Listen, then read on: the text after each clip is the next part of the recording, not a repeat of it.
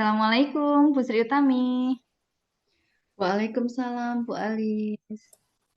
Bagaimana kabarnya, Bu? Alhamdulillah, kabar saya baik. Bagaimana kabar Bu Alis? Apakah juga baik? Alhamdulillah, saya juga baik, Bu. Sebelumnya, Alhamdulillah. sebelum melakukan coaching, sebagai awal saya akan mengajukan beberapa pertanyaan sama Bu Sri Utami. Ya, baik Ibu.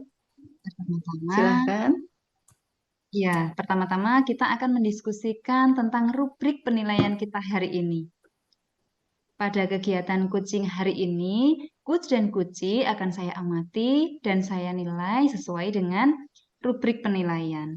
Apakah nanti di saat Ibu melakukan coaching itu sudah sesuai dengan alur Tirta atau belum? Dan bagaimana nanti Ibu menyampaikan pertanyaan yang berbobot sesuai dengan kata kunci yang akan disampaikan oleh coachee dan bagaimana nanti coachee menanggapi atau menjawab pertanyaan-pertanyaan yang Ibu ajukan. Jangan lupa ya Bu, proses pelaksanaan coaching ini Ibu menyesuaikan dengan prinsip coaching seperti kemitraan, proses kreatif, dan memaksimalkan potensi. Nah, Bu, dalam proses coaching ini, kompetensi apa sih yang ingin Ibu kembangkan dalam proses coaching ini? Hmm, ada 3 kompetensi yang akan saya kembangkan, Ibu, yaitu ada kehadiran penuh atau presence, kemudian mendengarkan aktif, dan satu lagi mengajukan pertanyaan-pertanyaan yang berbobot sesuai dengan kata kunci yang akan disampaikan oleh Puji. Oke, dari 3 kompetensi tadi nih, kompetensi mana yang akan Ibu kembangkan secara spesifik yang ingin diobservasi? Hmm, dari ketiganya, mungkin saya akan lebih kembangkan secara lebih spesifik, yaitu mendengarkan aktif, Ibu. Karena dengan mendengarkan aktif, saya menjadi lebih fokus, sehingga saya ada kehadiran penuh atau presence. Dan dengan mendengarkan aktif pula, nanti saya akan mengajukan pertanyaan-pertanyaan berbobot sesuai dengan kata kunci yang disampaikan oleh Puji. Baik, kemudian indikator yang bagaimana yang diinginkan Ibu dalam proses coaching ini? Hmm, indikator pencapaiannya, saya akan melihat apakah Puji sudah bisa mencari solusi atas permasalahan yang dihadapi, dan juga Koji memiliki rencana aksi atau rencana ke depan apa yang harus dia lakukan. Oke, mungkin itu saja Bu pertanyaan dari saya sebelum Ibu melakukan coaching hari ini. Selamat melakukan coaching ya Bu, semoga mendapatkan hasil yang maksimal. Oke, baik. Terima kasih, Ibu. Sama.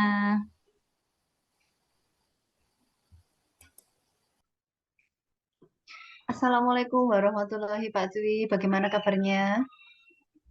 Waalaikumsalam warahmatullahi wabarakatuh, Bu Sri. Kabar saya baik, Bu Sri. Alhamdulillah. Gimana kabarnya, Bu Sri? Alhamdulillah, kabar saya juga baik. Ada apa nih Pak Dwi? Kok sepertinya saya lihat ini bimbang begitu? Gini, Bu Sri. Saya ingin curhat terkait Ya, kerisauan saya. Gini, Bu Sri. Saya itu kan di sebuah instansi baru, saya baru mutasi, dan saya itu ingin menciptakan sebuah kondisi kelas itu yang kondusif dan menyenangkan terhadap mapel saya, Bu Sri. Mapel saya kan PPKN, G. Nah, di situ saya merasakan bahwa anak-anak itu kurang antusias dan kurang begitu memiliki motivasi terhadap mapel saya. Seperti itu, Putri. jadi Pak Dwi ini baru mutasi ke sekolah lain, terus Benar, ingin Putri. memberikan pelajaran PPKN begitu, tetapi muridnya sepertinya kurang termotivasi begitu ya Pak ya? Benar sekali, Putri. Seperti itu. Oke, sebelumnya nih Pak, saya ingin tahu, Iya. pembelajaran seperti apa yang telah Pak Dwi terapkan di kelas ini untuk mengajarkan materi PKN ini? Kalau selama ini saya itu menggunakan metode pembelajaran itu dengan ceramah Bu Sri, dan sesekali Oh, saya menggunakan dengan media, tapi medianya itu hanya terbatas pada media offline Bu Sri. Jadi untuk online misalkan dengan media yang menarik dengan kuisis atau Canva online itu tidak support karena lingkungan di sekolah itu sinyalnya kurang mendukung. Jadi saya lebih mengoptimalkan pada ceramah dan media offline seperti itu, Bu Sri. oke. Jadi lebih mengutamakan dengan ceramah dan media offline karena ada hambatan-hambatan itu tadi ya Pak ya. Eh, tapi Benar, Bu Sri. tapi begini Pak, selama ini gini ya Pak ya, ibaratnya kita nih, saya ibaratkan Pak Dwi sebagai murid. Nggih. Jika Pak Dwi ini setiap hari saya kasih tempe, terus begitu, apakah Pak Dwi ini tidak akan bosan? Begitu. Terus Ya, bosan, Bu langkah Sri. apa yang akan Pak Dwi lakukan? Oh iya, kalau seperti yang Bu Sri katakan, kalau setiap hari makan tempe dengan menu yang sama, cara yang sama, ya saya bosan, Bu Sri. Mungkin saya akan membuat sebuah metode yang bervariasi ya, Bu Sri, ya, supaya tidak bosan. Meskipun Oke, baik. dengan ya, tidak ada sinyal, jadi saya harus variatif gitu ya, Bu Sri, ya. Ya, baik, Pak Dwi. Jadi begini, Pak Dwi Iya, nanti harus bisa menerapkan pembelajaran yang lebih variatif dan kreatif lagi. Jadi hambatan itu jangan dianggap seperti hambatan. Lalu bagaimana Pak Dwi akan menyiasati hal tersebut? mungkin dengan kondisi yang seperti itu, Bu, saya akan membuat metode pembelajaran yang lebih mengaktifkan pada siswa, misalkan dengan Hmm. role playing atau bermain peran. Jadi kita tidak berpaku pada media, tapi kita bisa belajar langsung. Mungkin itu yang akan saya rencanakan, akan saya laksanakan, Bu Sri. Wah, luar biasa sekali nih Pak. Jadi dengan for flying ini tadi anak akan mengalami langsung begitu ya. Jadi akan Iya, Bu. mengalami pengetahuan begitu. Oke, Pak Dwi, apakah ada hambatan yang akan Pak Dwi alami jika Pak Dwi nanti melaksanakan itu? Pastikan setiap hal tindakan itu pasti akan memiliki hambatan nih. Dan bagaimana Pak Dwi nanti akan menyikapi hambatan tersebut? Kalau hambatan pasti ada, Bu. Salah satunya itu dengan di awal siswa itu a priori, "Wah, dengan model apa ini, dengan metode apa ini, role playing, bermain peran, saya males lah, saya bosan," atau yang lain. Nanti strategi saya ya memberikan sebuah demonstrasi kepada peserta didik bahwa pembelajaran role playing itu menarik dan bisa penuh melibatkan seluruh aktivitas pikiran, gerak, kinestesis, dan juga keterampilan si anak itu, Bu. Jadi anak itu akan merasakan sebuah pengalaman pembelajaran di dalam diri anak itu saat belajar PPKN. Itu, Bu. Wah, menarik sekali ya Pak ya. Apakah ini nanti bisa berjalan kondusif Pak ini di kelas ini? Saya harap bisa, Bu Sri. Saya akan mencobanya. Oke, pernahkah Pak Dwi mencoba mungkin di lain, mungkin tidak hanya di dalam kelas begitu Pak Dwi, untuk strategi pembelajaran yang tadi? Apakah bisa? Bisa, Bu. Strategi ini bisa di luar pembelajaran. Misalkan dalam ekstra bisa, atau mungkin ya pembelajaran modul itu cuma dilaksanakan di luar kelas. Jadi dengan memanfaatkan berbagai sarana atau fasilitas yang ada itu bisa kita gunakan untuk belajar. Seperti itu, Bu Sri.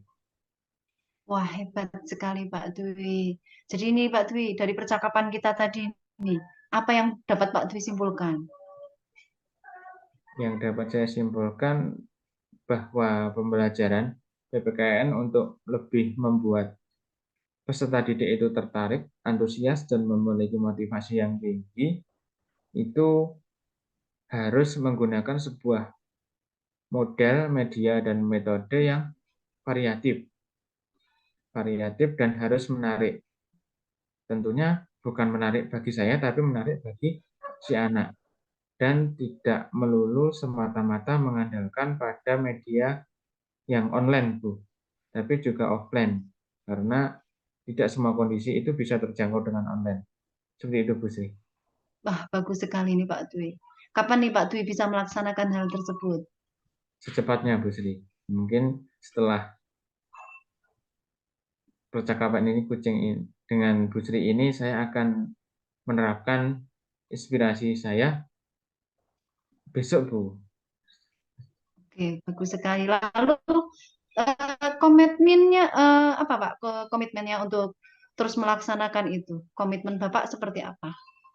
Komitmen saya adalah untuk meningkatkan untuk keberlanjutan dari pembelajaran pada PPKN ini adalah sebuah pembelajaran yang bermanfaat bagi masa depan anak dan menarik bagi anak-anak. Seperti itu, Bu Sri.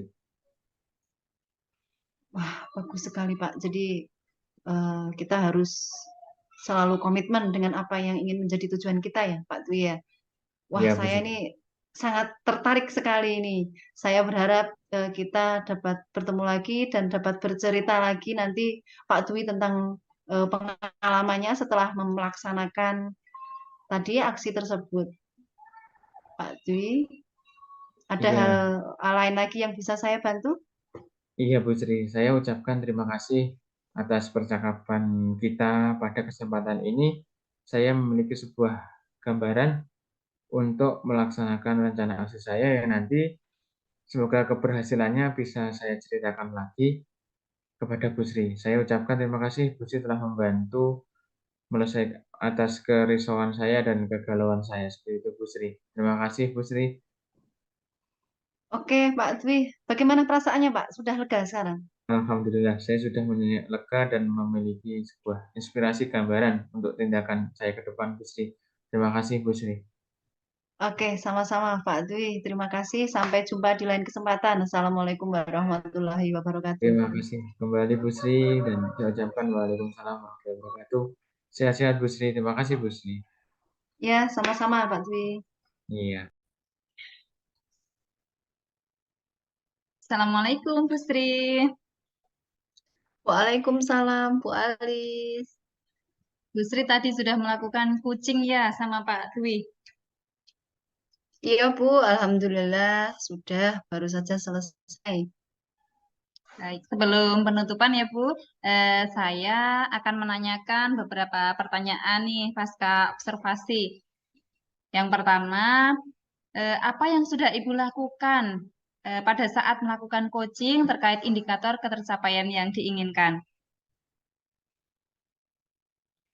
Eh, saya rasa di coaching ini saya sudah melakukan coaching dengan alur Tirta, yaitu menanyakan tujuan, identifikasi, rencana aksi, dan tanggung jawab dengan runtut. Sehingga alur tersebut bisa menggali potensi yang dimiliki oleh Kuci untuk menceritakan permasalahannya dan menemukan solusi dari permasalahannya tanpa saya harus memberikan solusi.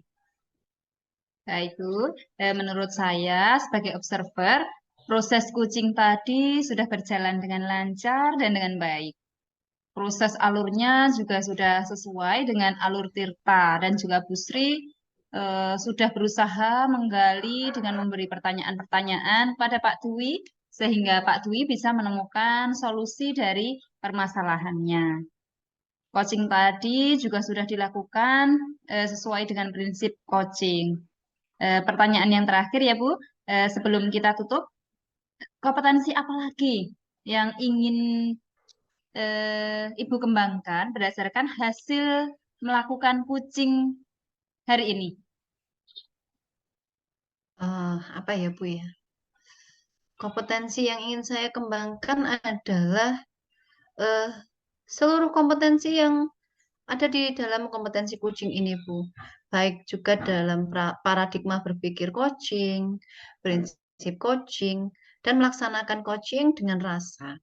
Itu akan saya lebih tekankan lagi supaya nanti ketika saya melakukan proses coaching dengan permasalahan-permasalahan lain yang lebih kompleks dan yang lebih beragam, maka saya bisa melaksanakan itu dengan baik, Bu.